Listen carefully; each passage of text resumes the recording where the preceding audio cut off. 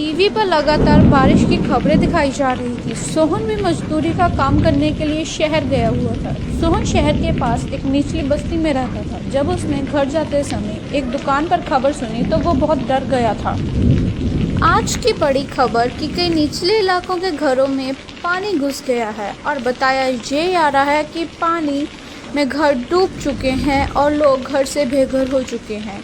उनके पास खाने के लिए कुछ भी नहीं बचा है, इसलिए लोग अपने घरों को छोड़कर दूसरी ओर जा रहे हैं ताकि वो बच सकें।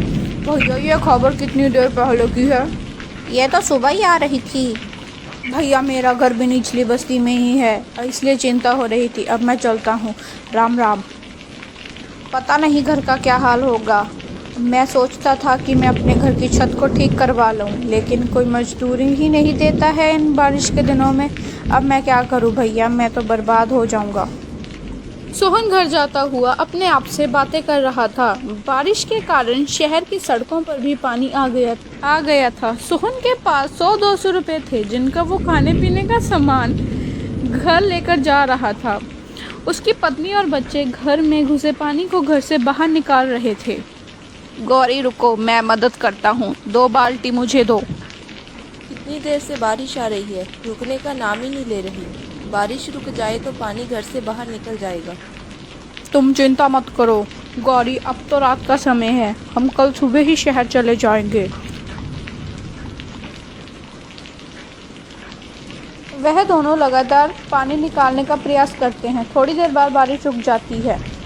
माँ बापू, बारिश रुक गई।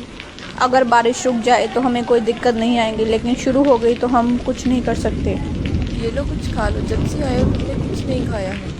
हाँ, जल्दी सामान बांध ले, हम सभी जा रहे हैं यहाँ से। बहुत पानी आ चुका है बस्ती में, बड़े पुल पे जा रहे हैं। हाँ बांध रहा हूँ, कुछ खा लूँ, सुबह से कुछ नहीं खाया है मैंने। अगर ज़रूरत पड़ी तो सामान बांध लूँगा।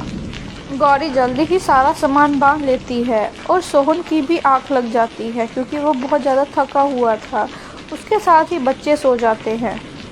सुबह जब गौरी उठकर देखती है तो उनके आसपास पानी ही पानी था। सभी लोग इधर उधर भाग रहे थे। अरे सोहन जल्दी बाहर निकल, यहाँ पे बाढ़ आ चुकी है, हम नहीं बचेंगे यहाँ पे, जल्दी आ। अरे गौरी जल्दी निकल, बच्चों को लेकर, बाढ़ आ चुकी है यहाँ पे, जल्दी आ। उठो बच्चों, हमें यहाँ से जाना होगा। गौरी सारा सामान तो भीग चुका है, अभी कुछ भी लेके जाना खतरे से खाली नहीं। तुम जल्दी से की तकात पकड़ो, मैं बिट्टू को पकड़ता हूँ। जैसे ही सोहन बिट्टू को पकड़ने के लिए जाता है तभी घर की छत गिर जाती है और घर की छत का एक टुकड़ा बिट्टू को लग जाता है, जिसके कारण उसके सिर से खून निकलने लग जाता है। तभी गौरी रोने लग जाती है। सोना जी कुछ करो, बिट्टू के सिर से बहुत खून बह रहा है, वो आंखें भी नहीं खोल रहा। घबराओ मत गौरी, मैं कुछ करता हूँ। तभी सोहन वहाँ से चले जाता है और इधर उधर मदद मांगने लग जाता है। भैया जी अगर आप रामपुर जा रहे हैं तो किसी डॉक्टर को भेज देना, आपकी बड़ी मेहरबानी होगी। भैया जी तुम्हें यहाँ कोई डॉक्टर नहीं मिलेगा, ये निचला इलाका है, यहाँ कोई डॉक्टर नहीं आता। भैया जी यहाँ पर आपको कोई डॉक्टर नहीं मिलेगा, आप पुल तक पहुँच जाइए, क्या पता आपको कोई मदद मिल जाए। हाँ ये ठीक है, क्या पता कोई मदद मिल जाए। हे भगवान मेरे बच्चे की रक्षा करना। सोहन बाढ़ के पानी में तैरकर पुल की ओर जा रहा था। उधर गौरी का रो रो कर बहुत बुरा हाल था क्योंकि बिट्टू की सेहत बिगड़ती ही जा रही थी, वो बहुत ज़्यादा बीमार हो रहा था। उधर बाढ़ का पानी भी बहुत तेज़ हो रहा था। जी कहाँ रह गए आप, जल्दी आओ, बिट्टू बहुत बीमार है, उसे बहुत तेज़ बुखार आया है। हे भगवान इन्हें जल्दी से भेज दो ना। मेरे बच्चे आंखें खोल, क्या हुआ तुझे? सोहन किसी तरह पुल तक पहुंचता है। उधर भी भाग दौड़ लगी हुई थी। भैया यहाँ पे कोई डॉक्टर मिलेगा? अरे नहीं भाई, इस बारिश में हमारी कोई मदद नहीं करने वाला है, कोई डॉक्टर नहीं मिलेगा। हम गरीबों को कोई नहीं पूछता है यहाँ पे।